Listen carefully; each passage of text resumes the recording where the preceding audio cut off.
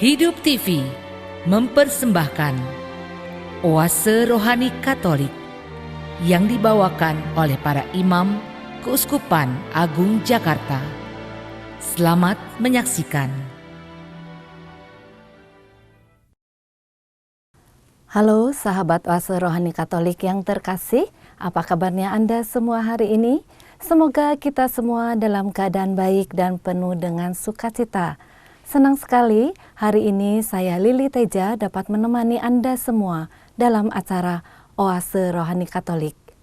Dan pada kesempatan kali ini di studio telah hadir Romo Antonius Rajabana OMI yang biasa kita sapa dengan Romo Bono. Apa kabarnya Romo hari ini? Baik, terima kasih. Apa kabar Ibu Lili? Baik juga Romo. Penuh dengan sukacita ya Romo? Amin, puji Tuhan. Baiklah, sahabat Oase Rohani Katolik yang terkasih, Romo Bono ini baru pertama kali mengisi acara renungan kita hari ini. Ada istilah tak kenal maka tak sayang. Maka mungkin Romo Bono berkenan untuk memperkenalkan diri sendiri ya Romo ya? Baik Ibu. Para sahabat Oase Rohani yang terkasih, sebagaimana sudah disampaikan Ibu Lili, nama saya Romo Antonius Rajabana OMI, biasa dipanggil dengan Romo Bono. Sekarang ini saya bertugas di Gua Maria Kaliori, Purwokerto. Kalau sahabat Oase sekali-sekali melintas kota Purwokerto, silahkan mampir ke Gua Maria yang diberkati Tuhan karena patung Bunda Marianya diberkati oleh seorang santo.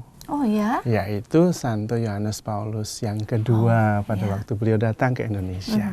Itu saya kira secara singkat, mudah-mudahan sambil jalan kita bisa saling mengenal, lebih mengenal lagi. Ya, tapi sebelumnya juga Romo Bono ini pernah berkarya di Jakarta ya Romo, sebagai provinsial OMI juga ya Romo? Ya betul, jadi baru selesai sebagai provinsial pada bulan Februari yang lalu, setelah 2 kali diminta untuk melayani teman-teman OMI menjadi provinsial OMI Indonesia. Baik, terima kasih Romo. Baiklah sahabat Oase Rohani Katolik yang terkasih, sebelum kita memulai acara Oase Rohani Katolik hari ini, marilah kita mengawalinya dengan doa pembuka bersama Romo Bono. Para sahabat terkasih, mari kita mengawali pertemuan kita dengan berdoa dalam nama Bapa dan Putra dan Roh Kudus. Amin. Allah Bapa Maha Baik, kami bersyukur kepadamu karena Engkau memberi kami kesempatan untuk memuji Engkau, untuk mendengarkan firman-Mu, dan untuk lebih belajar, mengikuti kehendak-Mu. Semuanya Kau nyatakan kepada kami, supaya kami bisa hidup lebih baik, lebih penuh kasih, lebih membawa damai. Bantulah kami agar hari ini kami dapat memuliakan Engkau dengan perbuatan-perbuatan yang baik, belajar mengasihi, sebagaimana Yesus Putramu mengasihi kami. Dialah Putramu Tuhan kami, yang hidup dan berkuasa, kini dan sepanjang segala masa. Amin. Dalam nama Bapa dan Putra dan Roh Kudus. Amin.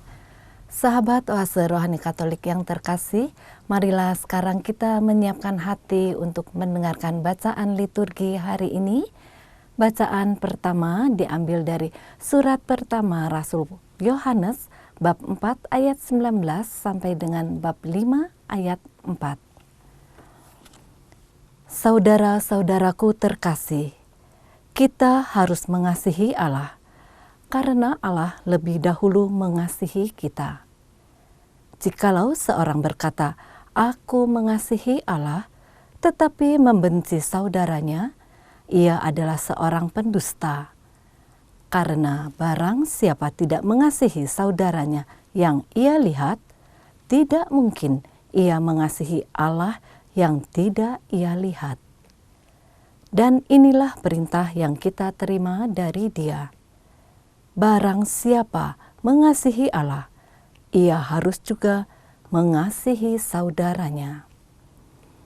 Setiap orang yang percaya bahwa Yesus adalah Kristus, lahir dari Allah, dan setiap orang yang mengasihi Dia yang melahirkan, mengasihi juga Dia yang lahir daripadanya. Inilah tandanya bahwa kita mengasihi anak-anak Allah, yaitu apabila kita mengasihi Allah serta melakukan perintah-perintahnya. Sebab inilah kasih kepada Allah, yaitu bahwa kita menuruti perintah-perintahnya. Dan perintah-perintahnya itu tidak berat, sebab semua yang lahir dari Allah mengalahkan dunia. Dan inilah kemenangan yang mengalahkan dunia, yakni iman kita. Demikianlah sabda Tuhan. Syukur kepada Allah. Sahabat Oase Rohani Katolik yang terkasih, marilah kita menanggapi bacaan yang telah kita dengar dengan mazmur tanggapan. Segala bangsa di bumi, ya Tuhan, sujud menyembah kepadamu. Segala bangsa di bumi, ya Tuhan, sujud menyembah kepadamu. Ya Allah, berikanlah hukum-Mu kepada raja dan keadilan-Mu kepada putra raja. Kiranya Ia mengadili umat-Mu dengan keadilan dan menghakimi orang-orang-Mu yang tertindas dengan hukum. Segala bangsa di bumi, ya Tuhan, sujud menyembah kepadamu. Ia akan menebus nyawa mereka dari penindasan dan kekerasan. Darah mereka mahal di matanya. Kiranya Ia didoakan senantiasa dan diberkati sepanjang hari. Segala bangsa di bumi, ya Tuhan, sujud menyembah kepadamu. Biarlah namanya tetap selama-lamanya. Kiranya namanya semakin dikenal selama ada matahari. Kiranya segala bangsa saling memberkati dengan namanya dan menyebut Dia berbahagia. Segala bangsa di bumi, ya Tuhan, sujud menyembah kepadamu. Sahabat Oase Rohani Katolik yang terkasih, marilah sekarang kita menyiapkan hati untuk mendengarkan bacaan Injil hari ini. Bacaan diambil dari Injil Yesus Kristus menurut Lukas, bab 4, ayat 14 sampai dengan 22a. Haleluya, haleluya, haleluya, haleluya, haleluya, haleluya. Tuhan mengutus aku menyampaikan kabar baik kepada orang-orang miskin dan memberitakan pembebasan kepada para tawanan. Haleluya, haleluya, haleluya. Tuhan sertamu. Dan sertamu juga. Inilah Injil Yesus Kristus menurut Lukas. Dimuliakanlah Tuhan. Sesudah dicobai iblis di padang gurun, dalam kuasa Roh, kembalilah Yesus ke Galilea, dan tersiarlah kabar tentang Dia di seluruh daerah itu.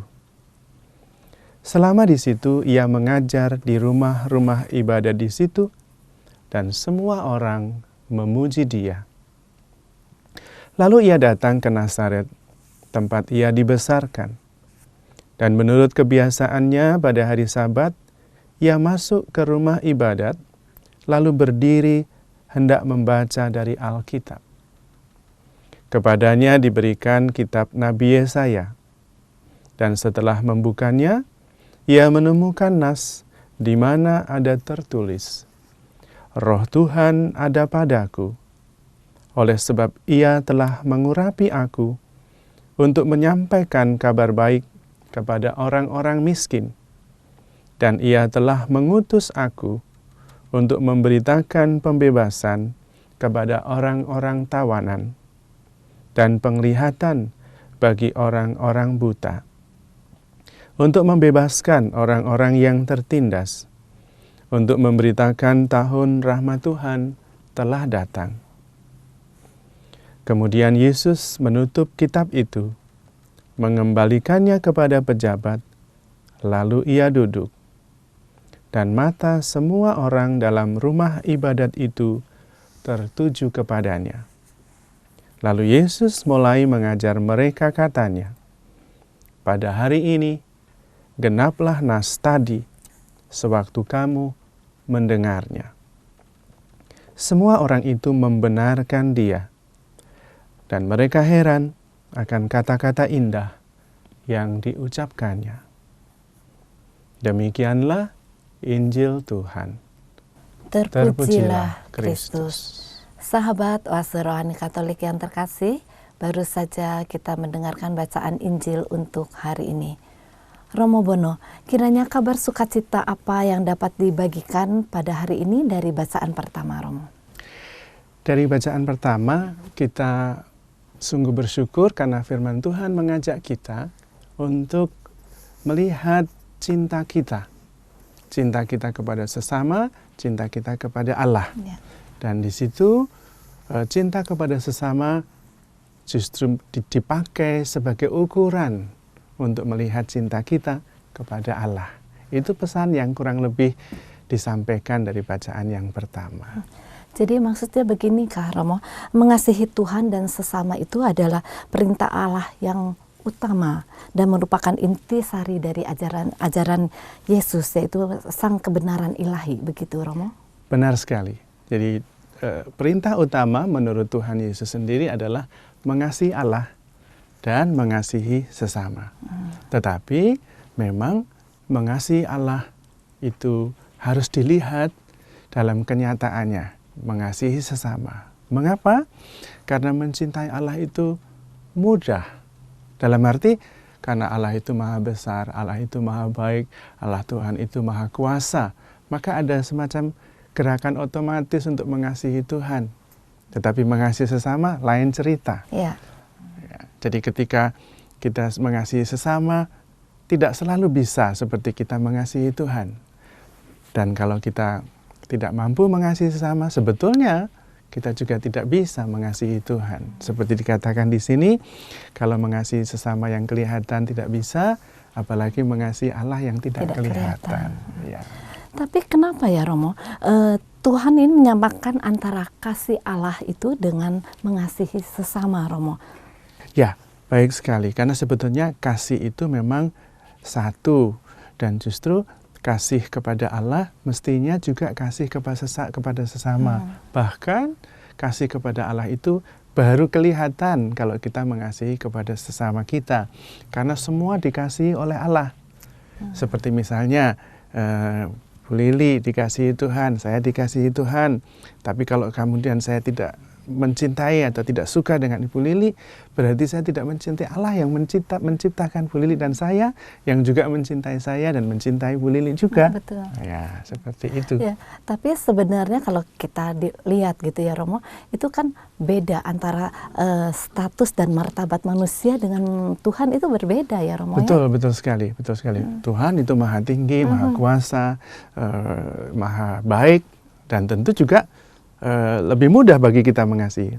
Tapi martabat sesama dengan Tuhan jauh beda. Justru ketika kita bisa mengasihi yang sama-sama, sudah tahu dan bahkan mengetahui yang tidak baiknya, atau kalau yang sudah selalu berelasi, istilahnya sudah tahu kartunya semua, dan tetap bisa mencintai. Nah, itu justru yang berkenan kepada Allah. Karena cintanya lalu menjadi konkret, menjadi real, menjadi nyata.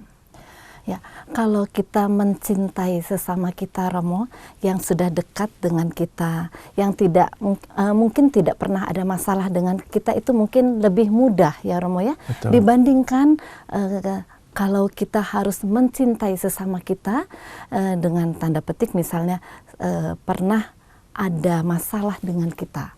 Nah, bagaimana ini Romo? Ya, justru menurut saya cinta yang benar adalah cinta yang berani masuk lebih dalam, berani sampai pada pengampunan, berani sampai pada menerima apa adanya. Bahkan ketika sudah menyakiti. Kalau cinta itu cinta, tidak ada cinta berubah. Hari ini mencintai dan lain kali tidak mencintai, itu bukan cinta. Cinta itu cinta, tidak ada perubahan lalu bukan cinta lagi.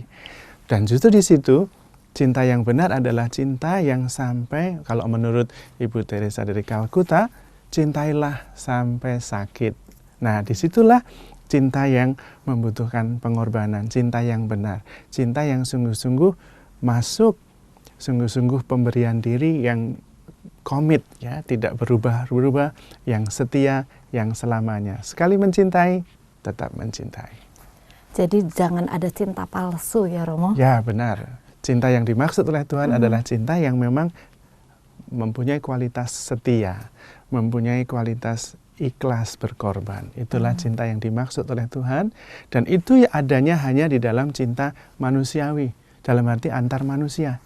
Tidak ada cinta yang tidak mengenal sakit hati dan mengampuni, itu tidak ada.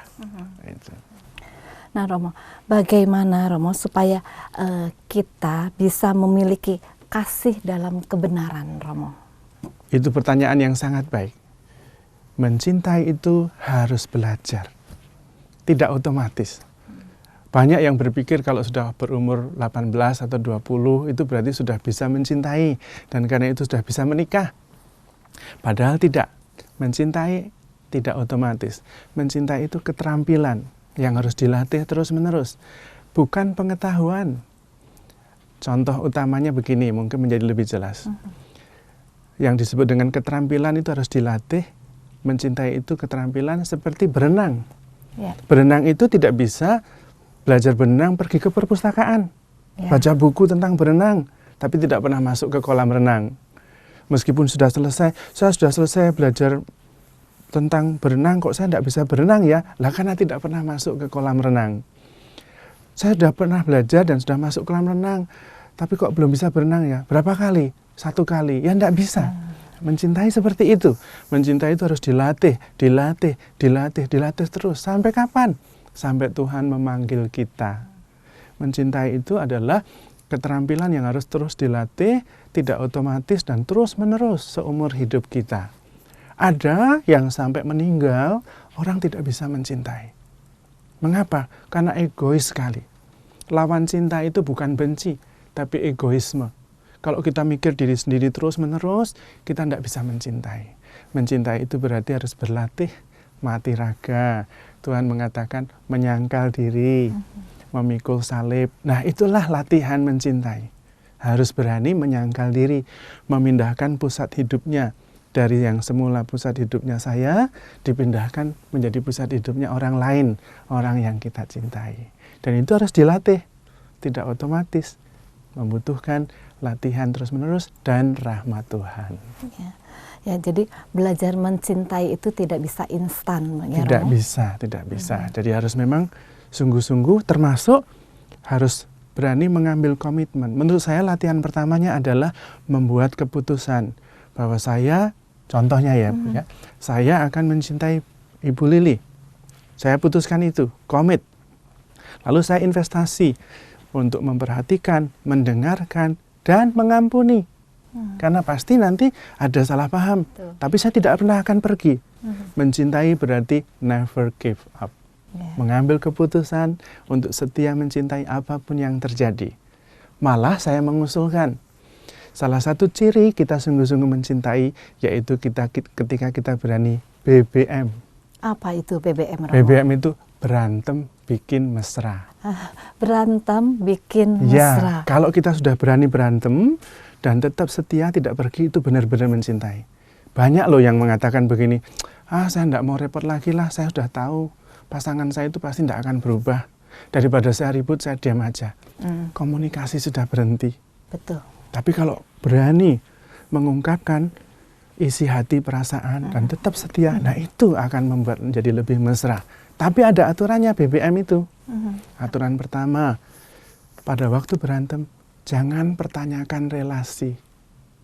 You sudah pasangan saya, kita berantem tidak apa-apa, tidak akan mengubah relasi itu. Tidak boleh mempertanyakan. Yang kedua, jangan fokus pada benar salah. Tidak penting benar salah itu. Tapi banyak loh pasangan kalau berantem itu berusaha membuktikan siapa yang benar, siapa yang salah. Tidak bisa. Yang lebih penting itu relasi, bukan benar salah. Coba saya benar, tapi terus pasangan saya menderita, kecil hati, merasa bersalah. Apa gunanya? Nah, itu yang kedua. Yang ketiga, fokus pada komunikasi emosi. Jangan kata-kata. Yang dilihat itu, yang ditangkap itu emosinya. Oh, dia ini sedang kecewa. Jadi saya harus mencoba membesarkan hatinya. Jangan kata-katanya. Karena kalau orang lagi emosi itu tidak mikir kata-katanya. Bisa menyakiti sekali. Jangan juga memikirkan apa yang membuat kita sakit hati. Jangan. Tapi emosinya yang ditangkap. Oh, dia lagi marah. Berarti saya harus mencoba, saya tangkap emosi itu. Komunikasi yang benar adalah komunikasi emosi, bukan komunikasi informasi. Kalau hanya informasi, tidak usah komunikasi, baca koran atau baca WA, saya sudah tahu dia. Saya bisa ngobrol dari pagi sampai sore, tapi tidak berkomunikasi. Hanya tukar informasi. BBM, berantem bikin mesra, justru itu komunikasi yang benar. Nah, kalau bisa seperti itu, maka cinta itu bisa benar. Karena bukan lalu cari benar salah. Yang penting relasi. Ya. Nah, itu penting sekali. Dan itu tidak mudah. Tidak bisa kita terima otomatis begitu. Harus dilatih, harus belajar. Sayang. Mencintai itu penting sekali. Sangat menentukan kebahagiaan kita. Tapi sekolahnya tidak ada. Mana ada itu fakultas cinta kasih, jurusan mengasihi. Tidak ada kan? Ya. Bukunya juga jarang. Jadi banyak anak muda kita belajar cinta dari, minta maaf, para artis yang mungkin sama-sama tidak mengerti. Ya, kita sama-sama belajar. Tapi kalau belajar dari Tuhan, kita jadi tahu mencintai yang dimaksud itu seperti apa. Itu. Romo barusan mengatakan bahwa tidak ada ya Romo sekolah cinta kasih. Ya. Nah, jarang sekali ada buku yang membahas mengenai itu. Ya. Tapi saya dengar ini Romo ada menulis sebuah buku ya Romo ya? Ya, sebenarnya saya menulis beberapa buku. Ya. Karena saya prihatin tentang cinta itu tadi. Ya. Penting, tapi sekolahnya tidak ada, bukunya jarang. Maka saya coba menulis. Yang pertama bukunya berjudul Perspektif, Cinta, dan Iman. Itu buku yang pertama tentang cinta. Yang kedua, evolusi cinta. Cinta itu berevolusi loh. Jadi kalau cinta yang benar, cinta akan berevolusi menjadi korban. Maksudnya? Kalau kita mencintai, akhirnya kita mengorbankan diri. Seperti Yesus. Dia mencintai, karena mencintai itu berarti memberikan diri. Dan ketika dia diberikan, akhirnya semua diberikan. Seperti Yesus ya, inilah tubuhku, inilah darahku, makan. Itulah cinta. Nah, yang ketiga, kebetulan saya bawa. Apa keluarga, surga yang tersembunyi. Seringkali keluarga itu sebetulnya surga, tapi tersembunyi karena tidak memahami dan tidak terlatih dalam mencintai. Maka buku saya yang pertama, kedua, muaranya pada keluarga. Karena keluarga adalah sumber dan pusat studi cinta kasih sebetulnya. Di situ kita bisa mencintai, mengampuni, diterima apa adanya, bukan masalah benar salah. Meskipun dia benar, dia nakal, kalau dia anak saya, ya tetap anak saya. Betul. Nah, disitulah sumber cinta yang benar kalau kita mau belajar cinta di sekolahnya, yaitu keluarga. Dan kita bisa menemukan surga yang tersembunyi di dalam keluarga kalau kita bisa menemukan cinta di dalamnya. Dan salah satu tandanya BBM tadi, berantem bikin mesra. Jadi kita harus ingat ya Romo ya, BBM. Berantem bikin mesra. Ya, betul. Jadi jangan takut kalau kita ada perselisihan gitu ya Romo. Betul. Tapi bagaimana kita bisa menyelesaikan perselisihan itu dengan damai. Betul. Perselisihan itu harus sampai tuntas. Jangan ditinggal, jangan gantung. Ya, itu harus ada saling mengampuni, saling rekonsiliasi. Persis ketika rekonsiliasi, mengampuni, cinta jadi makin mesra. Itu BBM. Sangat luar biasa ya Romo ya. Mengenai cinta ini Romo, pertama mungkin kita juga yang paling utama ada love for God. Betul. Jadi itu merupakan keyakinan dasar ya Romo ya. Betul, justru itu yang menjadi kekuatan. Kalau kita mencintai, itu karena pertama-tama Tuhan sudah lebih dulu mencintai kita. Ya. Kalau kita tidak punya keyakinan itu, kita tidak akan mampu mengampuni, memaafkan, ya melupakan sakit hati, bahkan bersyukur. Semuanya itu karena Tuhan lebih dulu mengasihi kita. Lebih dulu kita diampuni. Masa kita sudah diampuni, dikasihi, tidak mampu dan tidak mau mengampuni dan mengasihi juga. Nah, itulah cinta sumbernya adalah Allah sendiri yang sebetulnya adalah sang cinta itu sendiri. Allah adalah kasih. Ya, jadi love for God, ada juga love for others ya, Romo ya. Betul. Jadi betul mengasihi sekali. juga terhadap sesama, kita mencintai dan juga mau mengampuni. Betul. Karena memang mencintai konkretnya akhirnya mengampuni. Jadi kalau dalam rumah tangga itu mesti suami istri punya lemari besar yang isinya khusus mengampuni. Setiap kali ada apa-apa, ambil lagi mengampuni, ambil lagi mengampuni. Dan keluarga yang saling mengampuni itu adalah keluarga yang bisa menemukan surga yang tersembunyi di dalamnya. Tapi jangan sampai juga ya Romo, setelah kita diampuni, kita melakukan kesalahan yang sama begitu. Ya, betul. Memang biasanya justru ketika diampuni itu artinya kita diberi kesempatan lagi. Gunakan kesempatan itu sebaiknya. Jangan mengulangi lagi untuk melakukan hal yang sama, menyakiti lagi. Tentu kita artinya menyia-nyiakan kesempatan yang sudah diberikan oleh yang mengampuni kita. Jadi harus berusaha sungguh-sungguh supaya kesempatan itu kita pergunakan makin hari makin baik. Berusaha untuk kalau bisa tidak menyakiti, makin mesra relasi keluarga. Gitu. Romo bisa memberikan sedikit tips kepada kita semua, Romo, bagaimana supaya kita bisa mencintai sesama, baik dalam keadaan senang, susah, bersahabat, ataupun dalam tanda kutip sedang bermasalah. Baik, saya dari pengalaman, menurut saya untuk bisa mencintai kuncinya adalah happy in loving, bahagia dalam mencintai. Jadi mencintainya sendiri sudah membahagiakan, sehingga tidak harus nunggu yang dicintai nanti gimana, yang dicintai membalas atau tidak masalah. Yang dicintai menyakiti atau tidak masalah. Saya happy kok in loving itu. Ya. Dalam mencintainya saja sudah bahagia saya ini. Seperti Tuhan sangat mencintai kita. Kita bagaimana? Tidak masalah, Tuhan bahagia mencintai kita. Itu kunci salah satu loh ya. Tentu masih ada yang lain. Ya. Baik. Kasih kepada Allah dan sesama adalah dua hal yang saling mengandalkan. Kita tidak bisa melaksanakan yang satu dan mengabaikan yang lain.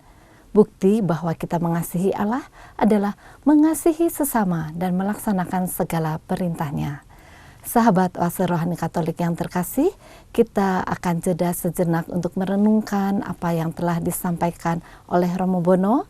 Kita akan jumpa kembali di sesi yang kedua dalam acara yang sama, Oase Rohani Katolik. Hidup TV mempersembahkan Oase Rohani Katolik yang dibawakan oleh para imam Keuskupan Agung Jakarta. Selamat menyaksikan. Halo sahabat Oase Rohani Katolik yang terkasih, jumpa kembali kita dalam acara Oase Rohani Katolik di sesi yang kedua. Anda masih ditemani oleh Romo Antonius Rajabana OMI yang biasa kita sapa dengan Romo Bono, dan saya Lili Teja. Bagi saudara-saudari yang terkasih, jika Anda mempunyai pertanyaan atau ingin sharing iman, Anda dapat mengirimkannya melalui SMS ke nomor 082210361555 atau dapat juga mengirimkannya melalui email ke alamat email kami di orkkaj@yahoo.com.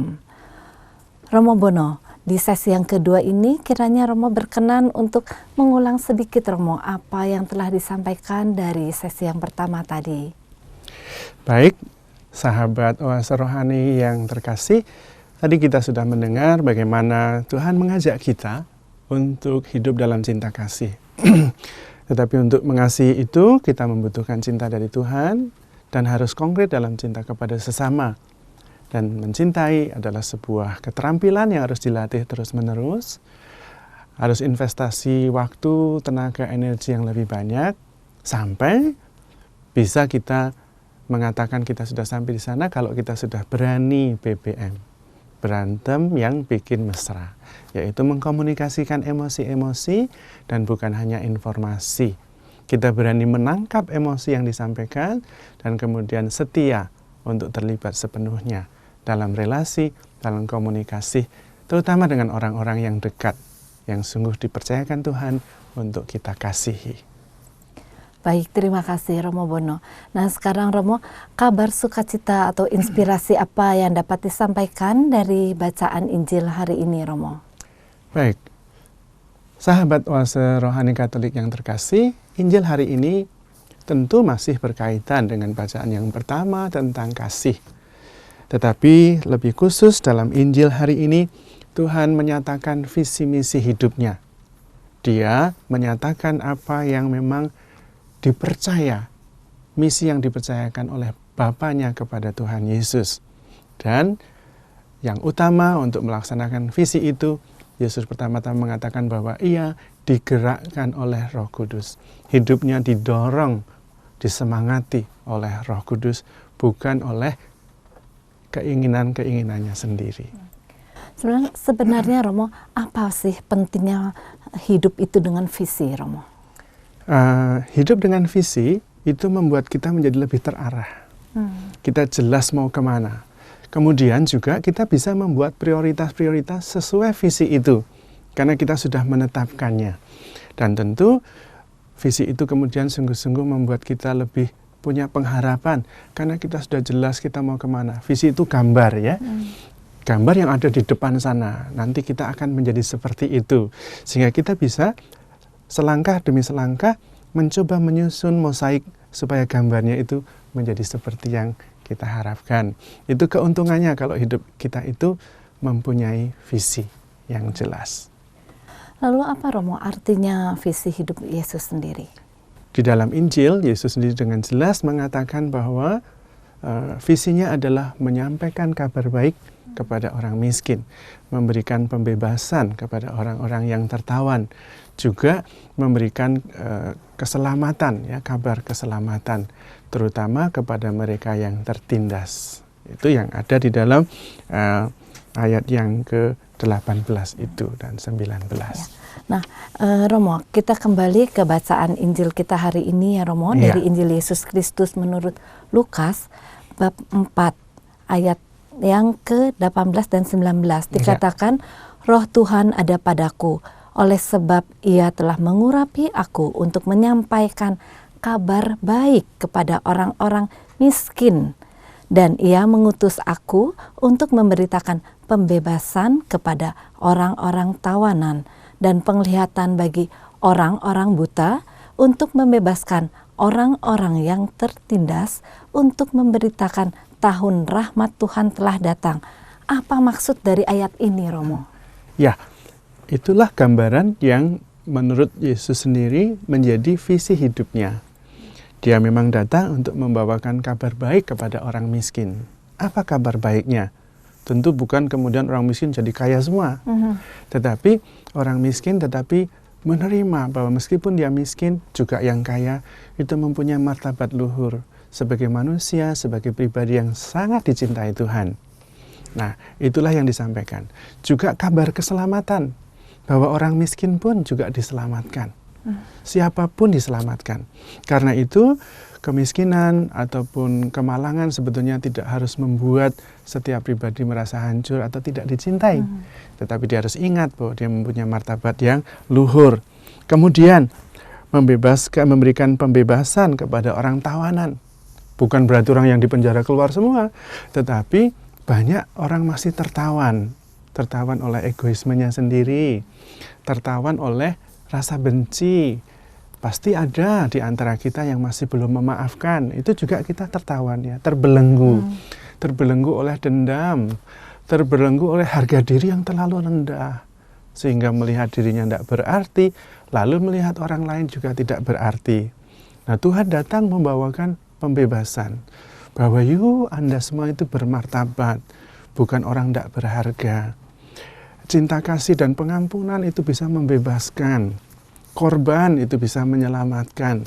Nah, itulah yang dibawa oleh Tuhan Yesus. Dan karena itu menjadi visinya, maka Tuhan Yesus konsisten ke arah visi itu. Dan itulah yang dikerjakan dalam seluruh hidupnya.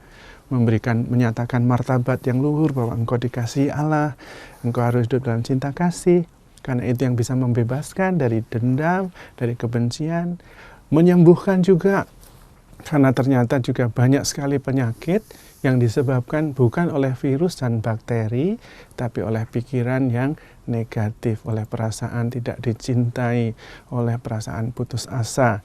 Itulah menjadi visi misi Yesus yang juga seharusnya menjadi visi misi hidup kita. Nah, yang di ayat ke-18 Romo, di sini dikatakan Roh Tuhan ada padaku. Itu maksudnya apa, Romo?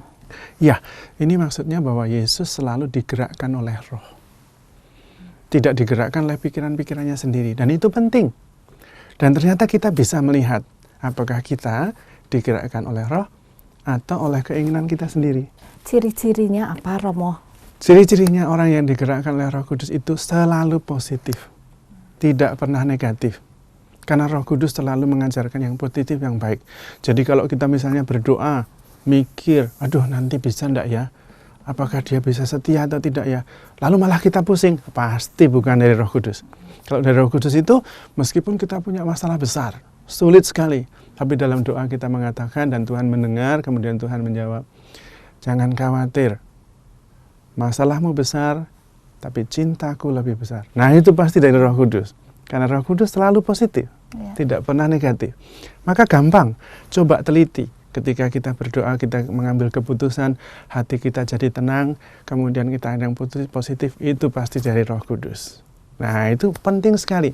Begitu kita ikuti bimbingan Roh Kudus, kita akan selalu benar, kita akan selalu baik, kita akan selalu damai sejahtera. Karena bimbingan Roh Kudus, salah satu ciri utamanya adalah selalu positif. Ya. Romo, setiap orang itu diundang untuk hidupnya berarti ya, Romo, ya? Betul, ya, nah, betul. Dengan cara bagaimana itu, Romo? Nah, itulah hidup yang berarti itu berarti hidup sesuai dengan visi yang sebetulnya sudah ditanamkan oleh Tuhan sendiri. Seperti Yesus, visinya adalah mewartakan kabar baik kepada orang miskin, pembebasan kepada para tawanan. Nah, dia hidup sesuai dengan visinya itu. Dia memberikan diri. Nah, itulah adalah panggilan. Kita juga dipanggil untuk hidup memberi arti atau make a difference. Ada dua pilihan dalam memberi arti itu. Yang pertama, kita menghayati hidup sesuai panggilan kita, memberi arti, dalam arti memberikan prestasi, memberikan kebaikan-kebaikan kita. Hidup dengan penuh kesuksesan. Itu pilihan pertama. Memberikan kehebatan kita, prestasi kita. Sayang, tidak bisa semuanya mewujudkan hidup yang penuh prestasi, yang hebat-hebat. Itu hanya beberapa orang hebat. Nah, ada pilihan yang kedua, tidak harus hebat memberi arti itu, tetapi dengan memberi diri.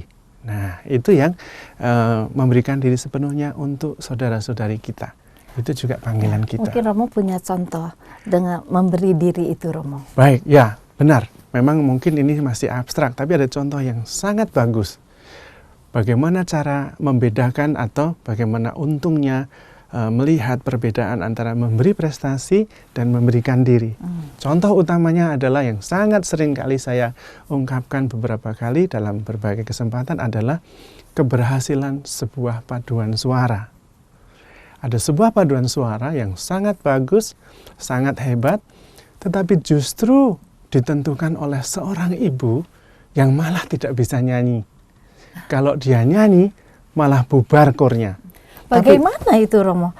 Kalau orang dalam paduan suara, tapi dia sendiri tidak mempunyai suara, atau malah dia kalau menyanyi malah mengganggu orang lain gitu ya, Romo, ya? Ya, itulah artinya memberikan diri. Jadi banyak dalam paduan suara itu yang memberikan kehebatannya, suara emasnya. Tapi kemudian karena dia udah pinter nyanyi, itu saja yang diberikan. Dia bilang sama temannya, oh saya sudah tahu lagu itu. Nanti saya latihan 3 kali aja pasti bisa. Jadi nanti 3 kali latihan sebelum terakhir saya datang. Sementara ibu ini tidak bisa nyanyi, tapi dia memberikan dirinya. Bukan hanya kepandaiannya. Dia menjemputi semua anggota KUR setiap kali latihan. Dia mengantar pulang. Dia siapkan semua teks lagunya dengan rapi, teratur.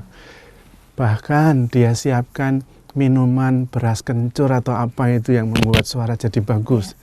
Dan kemudian bukan hanya itu, meskipun dia tidak bisa nyanyi, dia seringkali memotivasi kalau ada yang berantem. Sudahlah, tidak usah berantem, toh kita sama-sama untuk gereja. Lalu jadi akur. Jadi ternyata meskipun ibu itu tidak bisa nyanyi, tetapi dia memberikan dirinya dan membuat paduan suara itu menjadi hebat sekali. Karena dia memberikan diri, bukan hanya memberikan kehebatan.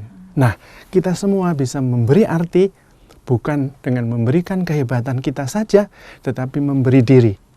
Sama seperti dalam keluarga. Keluarga juga harusnya memberi diri, bukan hanya memberikan kehebatannya saja. Suami sudah merasa saya hebat cari uang, saya memberikan kehebatan saya cari uang, saya kasih uang. Tapi tidak memberikan dirinya, hanya kehebatannya. Atau ibunya, istrinya, saya sudah pintar masak, saya siapkan masakan yang baik, habis itu saya urus diri saya sendiri. Itu tidak cukup. Tidak memberi arti. Memberi arti bukan hanya memberikan kehebatan saja, tetapi memberikan diri saya. Itulah Yesus. Dia memberikan arti dengan memberikan dirinya. Inilah tubuhku, inilah darahku. Supaya engkau hidup oleh aku hidup di dalam dikau. Jadi tidak hanya memberikan apa yang kita punya, tetapi memberikan diri kita sepenuhnya. Betul, dan itu yang lebih penting. Dan itu yang disebut dengan komunikasi. Komunikasi itu memberikan diri, bukan hanya memberikan beberapa informasi. Maka saya sendiri selalu menganjurkan, hargailah orang-orang yang bersama kita. Karena dia memberikan dirinya. Dia sebenarnya bisa di tempat lain, tetapi dia memilih untuk bersama dengan kita. Dan itulah yang jauh lebih berarti. Dan semua orang, kita semua bisa memberi arti dengan memberikan diri. Meskipun kita tidak hebat apa-apa, maka jangan mengatakan, ayo ikut kur, aduh aku tidak bisa nyanyi. Nah, bukan itu. Bisa dengan memberikan diri. Karena bukan hanya nyanyi saja dalam kur itu. Ada masalah makanan, ada masalah minuman, ada masalah transportasi, ada masalah teks lagu yang perlu diatur. Atau, ayo jadi ketua lingkungan, aduh saya tidak bisa mimpin.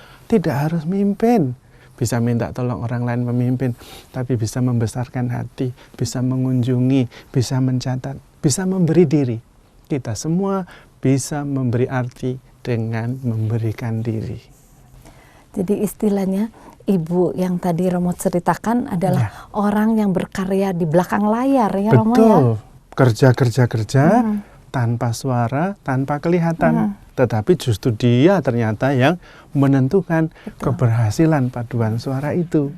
Ya, bagaimana paduan suara itu bisa melantunkan sebuah lagu istilahnya kalau tidak ada teks. Betul sekali. Gitu, ya. Dan juga kalau suaranya kemudian tidak jernih karena tidak disiapkan minuman kencur itu tadi, mungkin suaranya tidak akan seindah itu. Nah, ada banyak hal yang kita bisa buat di belakang layar.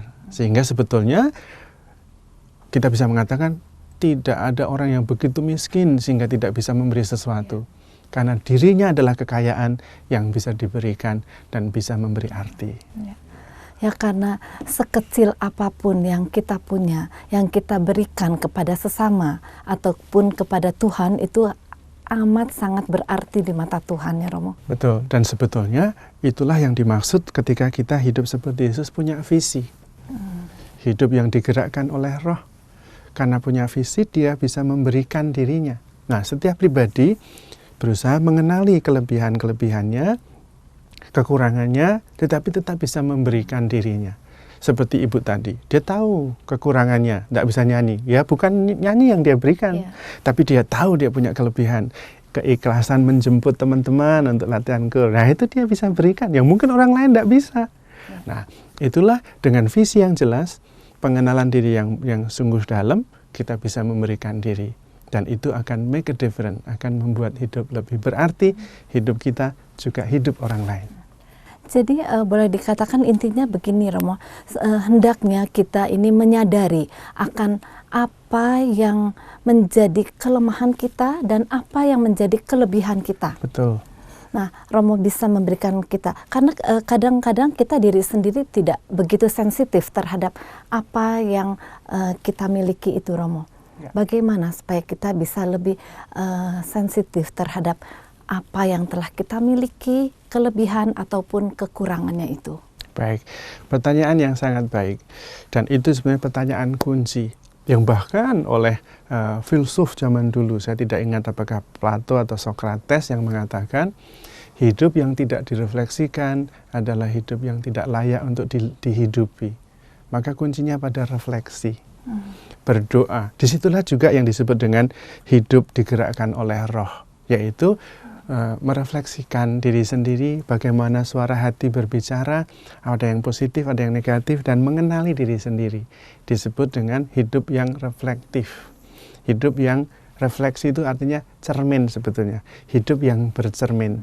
Jangan sampai seperti beberapa orang mengatakan, mbok ngaca, jangan, tidak usah disuruh. Tapi itu menjadi sebuah kebiasaan kita untuk refleksi, untuk berkaca diri, bercermin diri, supaya memang, lah kalau bakatnya tidak nyanyi ya tidak usah ngotot menyumbangkan suara lah. Tapi ada yang lain yang bisa disumbangkan. Keikhlasan menjemput misalnya, keikhlasan ketelitian menata teks misalnya, dan banyak hal yang lain. Dan Tuhan selalu memberikan berkat-berkat yang banyak pada setiap pribadi meskipun berbeda. Tidak semua bisa jadi penyanyi, tidak semua jadi pelukis, tapi semua bisa memberi diri, memberi waktu, bisa mendengarkan, bisa tersenyum, bisa menguatkan. Nah, maka ada istilah itu tadi, tidak ada orang yang begitu miskin sampai tidak bisa memberi sesuatu. Karena Tuhan dengan segala kekayaannya sudah memberikan banyak bakat kepada kita. Meskipun bakat itu tidak sama satu orang dengan yang lain. Dan bagaimana harus mengetahuinya? Refleksi, bercermin, itu istilah sederhananya. Ya, dalam bacaan Injil hari ini ya Romo, kita dapat merasakan bagaimana cinta Tuhan kepada manusia. Nah, kita juga mungkin harus bisa merefleksikan apa yang dapat kita berikan atau apa yang kita bisa balas kepada Tuhan, karena Tuhan telah begitu sangat mencintai manusia. Betul, betul. Dan itulah kita bisa bercermin dari Tuhan Yesus. Tuhan Yesus punya rahmat besar, tetapi sekaligus juga punya perutusan. Rahmat yang diberikan oleh Tuhan itu dimaksudkan untuk orang lain, untuk misi, bukan untuk diri kita sendiri. Maka sebetulnya anugerah dimaksudkan untuk dibagi. Anugerah tidak dimaksudkan untuk disimpan sendiri. Dan Tuhan itu begitu murah ketika menciptakan kita, Dia sudah melengkapi kita dengan banyak anugerah. Hanya kadang-kadang karena fokusnya adalah diri sendiri, sampai-sampai tidak melihat anugerah Tuhan yang begitu besar. Tetapi kalau sungguh-sungguh berefleksi, bercermin, melihat diri sendiri, kita akan tahu bahwa Tuhan sudah menitipkan begitu banyak rahmat yang harus kita bagikan. Dan baiknya, rahmat ketika dibagikan bukan habis, tapi malah bertumbuh, malah berkembang. Ya, jadi yang pertama, yang utama mungkin Romo, refleksi diri kita sendiri. Apakah kita mau mencintai sesama, mau membantu sesama? Dengan mencintai atau membantu sesama berarti itu juga mencintai Allah, gitu ya Romo? Ya, betul. Karena memang sebetulnya Allah mencintai kita lewat kita. Allah tidak bisa lagi langsung, bukan tidak bisa, tetapi Allah mempercayai kita untuk menyatakan cinta Tuhan, untuk menyatakan kemurahannya, untuk menyatakan pengampunannya, untuk menyatakan penghiburannya. Kita semua, melalui kitalah. Bukan Allah tidak bisa, bisa, tetapi Allah mempercayakan tugas itu kepada kita. Dan disitulah Allah mau mengasihi kita, tetapi kita yang diminta menyatakan itu, dan disitulah kita memberi arti atas hidup kita dan atas hidup orang lain. Romo, di Indonesia ini kita mempunyai begitu banyak aneka perbedaan ya Romo, baik suku, agama, dan lain sebagainya Romo. Ya, betul. Bagaimana kita bisa mempersatukan itu Romo dengan cinta kasih seperti yang Tuhan Yesus sendiri ajarkan kepada kita? Baik, menurut saya justru ketika kita berbeda begitu banyak, justru kesatuan menjadi sangat berarti. Karena perbedaannya itu.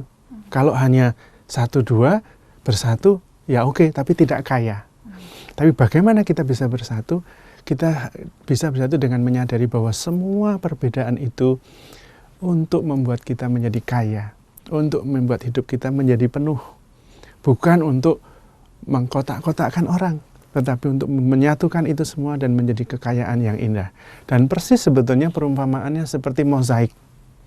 Mozaik itu harus ada banyak warna. Betul. Kalau hanya satu warna, tidak mozaik lagi. Tapi kalau begitu banyak warna, lalu kelihatan. Nah, mesti harus melihat dengan cara lebih luas bahwa anugerah yang berupa perbedaan dan keunikan itu dimaksudkan oleh Tuhan supaya masing-masing bisa merasa berarti, meskipun itu hanya satu titik. Tapi kalau mozaik itu kehilangan satu titik warna itu saja, mozaik itu jadi tidak utuh. Maka dengan segala macam perbedaan itu, jangan membuat salah satu kelompok merasa dirinya hebat. Jangan membuat satu kelompok merasa dirinya tidak berarti, jangan. Perbedaan itu diberikan oleh Tuhan justru supaya masing-masing merasa berarti, masing-masing bisa menyumbangkan berdasarkan perbedaannya. Karena itu yang akan membuat keseluruhannya menjadi lengkap. Nah, kesadaran itu yang perlu, sehingga tidak ada yang merasa lebih hebat karena jumlah lebih banyak, tidak ada yang merasa lebih minder karena kami hanya kecil. Tapi masing-masing yang berbeda dan banyak itu, dengan menyumbangkannya masing-masing menjadi satu keutuhan yang utuh, bahkan yang kecil pun ketika itu tidak ada, tidak lengkap. Nah, dengan cara itu, perbedaan dan kekayaan dihargai sebagai berkat yang membuat keseluruhan menjadi indah, bukan sesuatu yang saling meniadakan atau persaingan yang merusak. Itu. Ya. Baik, Romo. Romo, sebelum kita mengakhiri acara Oase Rohani Katolik hari ini, Romo, Romo kiranya berkenan untuk memberikan benang merah dari permenungan kita hari ini, Romo. Baik, sahabat Oase Rohani Katolik yang terkasih, saya bisa mungkin meringkaskannya seperti ini, bahwa Tuhan punya rencana besar. Dan di dalam rencana besar itu, kita dilibatkan di dalamnya. Nah, rencana besar Tuhan itu adalah sebuah visi yang kurang lebih jelas dan kita semua diajak untuk menuju ke sana. Dan yang bagaimana jalannya, yaitu dengan jalan cinta kasih. Kita harus belajar mengasihi, kita harus belajar memberikan diri, kita harus belajar menerima dan menghargai perbedaan, kita juga harus belajar untuk bersama-sama menjalankan kehendak Tuhan, melaksanakan segala perintahnya. Karena itulah yang menjadi visi besar kita. Kalau setiap pribadi mau saling mengasihi, dengan cara itu mentaati dan melaksanakan segala perintah Tuhan, maka cita-cita bersama itu akan terwujud. Karena Tuhan sudah mempunyai masa depan yang cerah bagi kita, yaitu keselamatan, damai sejahtera. Tetapi kita harus mewujudkannya bersama-sama, dengan saling mengasihi, saling menghargai, saling menerima sebagai saudara. Dan itu sudah jelas dikatakan oleh Tuhan. Kalau mau berdoa, berdoalah Bapa kami. Itu maksudnya karena kita semua saudara. Tuhan punya rencana besar yang masing-masing di antara kita dipersilahkan ambil bagian, dihargai sumbangannya untuk membuat itu menjadi kenyataan. Karena itu masing-masing pribadi berharga sekali di mata Tuhan, dan alasan itulah Tuhan menciptakan kita. Kalau tidak ada kita, tidak lengkap, tidak utuh cita-cita Tuhan atas kita semua itu. Nah, itulah kurang lebih apa yang bisa diringkaskan dari awal sampai akhir, dari bacaan pertama, bacaan Injil tentang visi misi dan bagaimana caranya hal itu bisa diwujudkan. Mudah-mudahan dengan firman Tuhan, tentu dengan berkat Tuhan, kita bisa bersama-sama menghargai perbedaan, mewujudkan cita-cita bersama dengan saling mengasihi, masing-masing memberikan dirinya, masing-masing memberi arti dengan memberi diri, make a difference, membuat cita-cita bersama menjadi lebih indah, bisa terwujud dalam berkat Tuhan. Ya, baik Romo, terima kasih. Romo, dalam perbincangan kita tadi, Romo sempat mengatakan mengenai berantem bikin mesra atau BBM. Betul. Dan itu ada di dalam tulisan buku Romo ya Romo yang berjudul Keluarga Surga yang Tersembunyi. Ya, Betul, bukunya betul. Seperti ini ya Romo ya? Iya, Oke. ini bukunya. Nah, ini bagaimana kalau kita ingin mendapatkannya Romo? Baik, ya saya senang sekali kalau buku saya bisa dibaca, bisa didapat. Karena cita-cita saya adalah memang untuk supaya buku ini menjadi inspirasi bagi keluarga-keluarga. Untuk bisa rukun, bisa menemukan surga yang tersembunyi dalam keluarga. Maka kalau ada yang berminat, kalau di daerah Jakarta bisa menghubungi Ibu Elsa, nomor HP-nya 0821 1361 8419. Kalau yang di luar Jakarta bisa menghubungi Ibu Presti. Nomor HP-nya 0813 2681 4924. Mudah-mudahan dengan inspirasi yang ada di buku ini banyak keluarga yang terbantu untuk belajar mencintai dan menemukan surga yang tersembunyi. Berani BBM, berantem bikin mesra. Baik, saudara-saudari yang terkasih, jika Anda ingin memiliki buku ini dan membelinya, dapat menghubungi Ibu Elsa di 0821 13618419, itu untuk di daerah Jakarta, dan untuk di luar Jakarta dapat menghubungi Ibu Presti di 0813 2681 4924. Terima kasih Romo untuk permenungan yang telah disampaikan pada hari ini Romo. Kembali, ya. Kiranya apa yang telah disampaikan oleh Romo Bono dapat memberikan semangat, inspirasi dan sukacita bagi kita semua.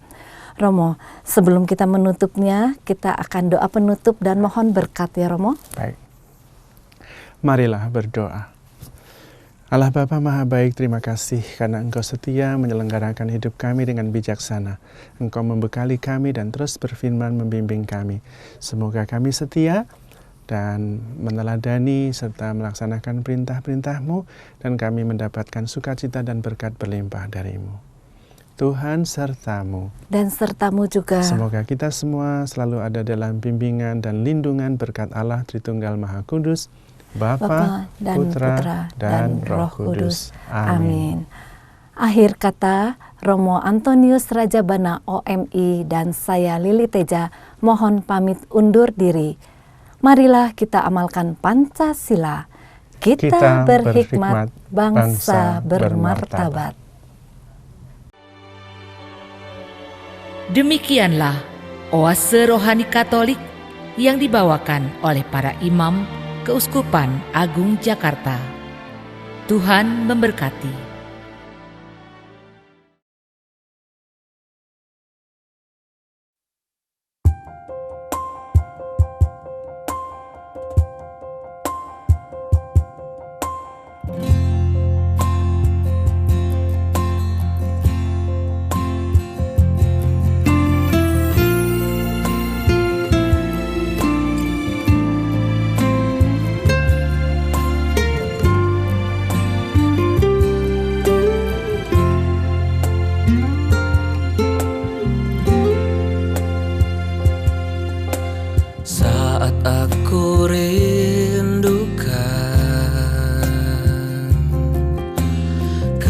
kehadiran-Mu Tuhan,